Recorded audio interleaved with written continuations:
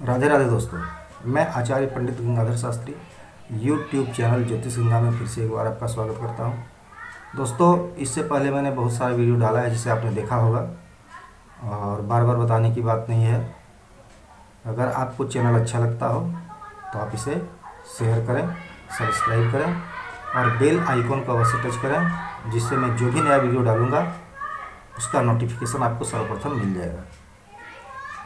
मैं गृह निर्माण संबंधी, गृह संबंधी सभी कुछ बता रहा हूँ। चाहे प्रवेश हो, चाहे गृहारंभ हो, दरवाज़ा लगाना हो, जो भी करना हो, बोरिंग आदि करना हो, उसका मुहूर्त भी मैंने डाला है। गृहारंभ, गृह प्रवेश वगैरह का मुहूर्त भी मैंने डाला है। और आप पूरी वीडियो देखें, आपके प्रश्नों का उत्तर इसमें मिलेगा। पूरी वीडियो आप अवश्य देखें। पूरी वीडियो नहीं देखेंगे तो जो आपके मन में प्रश्न है वही प्रश्न रह जाएगा, उसका उत्तर आपको नहीं मिलेगा। तो आप इसे आवश्यक समझें और पूरी वीडियो देखें। और फिर एक बार कहूँगा कि सब्सक्राइब करें, अपने मित्रों को शेयर भी करें और लाइक भी करें। बेल आइकॉन को अवश्य टच करें, जिससे मैं जो भी नया वीडियो डालूँगा उसका नोटिफिकेशन आपको मिल जाएगा। तो दोस्तों, आइए मैं आज आपको बता रहा हूँ घर के मुख्य प्रवेश द्वार के विषय में, कि उसमें आपको क्या सावधानी रखनी है, किस तरह बनाना है। आपको मुख्य द्वार जो है उसको किस तरह बनाना है, कैसा बनाना है, उसके विषय में आज आपको मैं बताऊंगा। देखिए दोस्तों, किसी भी घर में मुख्य द्वार का बहुत महत्व होता है। अगर वह सही है तो गृह स्वामी जो है फलता फूलता है, उस घर में सभी प्रकार की तरक्की होती है, उसकी धन समृद्धि, संतान, सब चीज़ की वृद्धि होती है। और मुख्य द्वार अगर गलत हो तो उसके जीवन में अनेक दुर्घटनाएं, अनेकों तरह का कष्ट आता रहता है। इसलिए आप इसे पूर्ण रूप से अवश्य जानें कि आपको क्या करना है मुख्य द्वार में।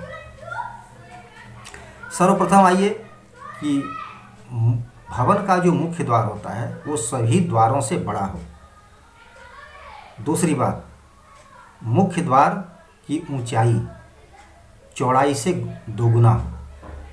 जितनी चौड़ाई है आपके मुख्य द्वार का, उससे दोगुना ऊंचाई हो। आप अगर 4 फीट चौड़ा रख सकें मुख्य द्वार को तो अति उत्तम है, और उसी का दोगुना 8 फीट हो जाएगा उसकी ऊंचाई। उसके बाद मुख्य द्वार में जो आप दरवाज़ा लगाएं, प्रयास करें उसको लकड़ी का ही लगाने का, और वह 2 पल्लों का हो।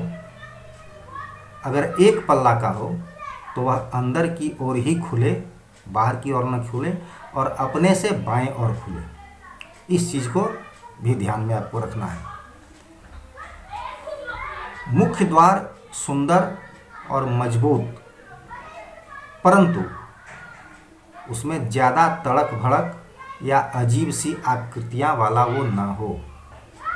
उसमें अजीब सी आकृति न बनवाएं, उसका डिजाइन अजीब सा ना बनवाएं जो देखने में अच्छा ना लगे। सीधा साधा हो और सुंदर हो। और वो दरवाज़ा जो है मुख्य द्वार, किसी भी द्वार का दरवाज़ा खुलते हुए और बंद होते हुए करते समय आवाज़ नहीं होनी चाहिए। उसमें न खुलने में आवाज़ हो, न बंद होने में आवाज़ हो। लकड़ी का बना हुआ मुख्य प्रवेश द्वार अति उत्तम होता है। मुख्य प्रवेश द्वार के ठीक सामने कोई दीवार ना हो, कोई दीवार नहीं होनी चाहिए। हाँ, दरवाज़ा हो वह अति उत्तम है, लेकिन फिर 3 दरवाज़ा एक सीध में नहीं होना चाहिए। 2 दरवाज़ा हो, मुख्य द्वार हो, उसके सामने 1 दरवाज़ा हो, उसके बाद फिर जो भी दरवाज़ा हो उससे हटकर हो। मुख्य द्वार के सामने में 3 दरवाज़ा घर में नहीं होना चाहिए। आजकल मुख्य द्वार में लोग दहलीज नहीं रखते, लेकिन दहलीज अवश्य रखें। दहलीज 2 इंच या 5 इंच तक हो सकता है। दहलीज का इशारा है, हमारा वास्तुशास्त्र कहता है कि दहलीज का इशारा है कि लोग जब घर से बाहर निकलते हैं तो दहलीज सावधान करता है कि बाहर में कोई भी बुरे कर्म आप न करें और बुरे कर्म कर को घर में वापस ना आए। इसको इंगित करता है दहलीज। इसलिए दहलीज हमें हर समय बुरे कर्मों से सावधान रखता है। इसलिए दहलीज अवश्य रखें। आजकल लोग प्रवेश द्वार पर तरह तरह की मूर्तियाँ, नाना प्रकार के पेड़ पौधे आदि का चित्र लगा देते हैं, लेकिन ऐसा कभी न करें, वह आपको क्षति करेगा। आपको उसमें क्या करना है, बंधनवार और तोरण, ये 2 चीज़ अवश्य लगाएं दरवाजे के ऊपर। यह शुभ है, इसलिए बंधनवार और तोरण अवश्य लगाएं। प्रवेश द्वार जो है वह पूरी तरह बंद हो जाना चाहिए, वो खुला न रहे। लगाने के बाद भी थोड़ा कहीं से छिद्र रहे, ऐसा ना हो, वह पूरी तरह बंद हो जाए। इस तरह से बनवाएं उसको। और प्रवेश द्वार के ऊपर में रोशनदान एक अवश्य रखें। मुख्य द्वार के ऊपर में तोरण बंदरवान लगाना सौभाग्य का सूचक है, इसलिए उसे अवश्य लगवाएं। अगर आप मुख्य द्वार पर गणेश की प्रतिमा अगर आप लगवाते हैं तो लोग बाहर में गणेश जी की प्रतिमा लगा देते हैं सिर्फ, लेकिन नहीं, ऐसा ना करें। जो भी चित्र लगाएं, जो कुछ भी लगाएं, वह आयताकार हो, गोलाकार या वर्गाकार ना हो, आयताकार हो। और गणेश जी की प्रतिमा को आप अगर लगाते हैं तो गणेश जी के मुख में लक्ष्मी का वास है और पीठ में दरिद्री का वास है। अगर आप बाहर से लगा देते हैं गणेश जी का प्रतिमा सिर्फ, तो उसमें क्या होता है कि लक्ष्मी बाहर जा रही है और दरिद्र अंदर आ रहा है, दरिद्रता अंदर आ रही है और लक्ष्मी जी बाहर जा रही है। यही होता है उसमें। इसलिए आप गणेश जी की प्रतिमा बाहर में सिर्फ बाहर में कभी ना लगाएं। आप गणेश जी की प्रतिमा अंदर से लगाएं। अंदर में अगर मुख होगा तो लक्ष्मी अंदर आएंगी और दरिद्रता बाहर जाएगी। लेकिन वहाँ एक बात और क्या है कि अगर आप गणेश जी की प्रतिमा दोनों ओर, बाहर और भीतर दोनों ओर लगा देते हैं तो वह अति उत्तम है। और नहीं तो एक तरफ लगाएं, दोनों कर सकते हैं आप। एक तरफ अगर लगाएं तो सिर्फ अंदर में लगाएं, बाहर न लगाएं।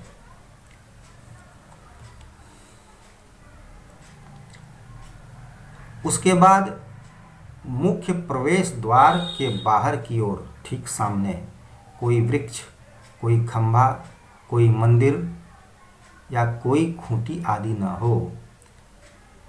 प्रवेश द्वार के दोनों पल्लों की लंबाई चौड़ाई बराबर होनी चाहिए।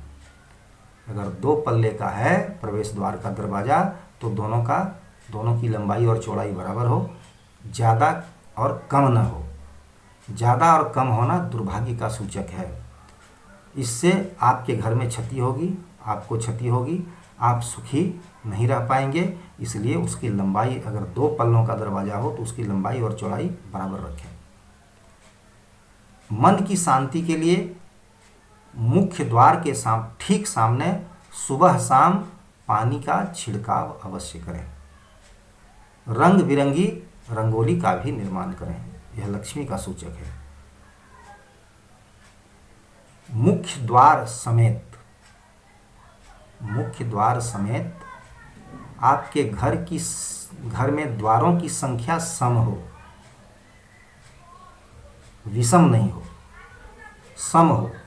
सम में क्या है, जैसे 2 है, 4 है, 6 है, 8 है, ये सम हुआ, यही हो।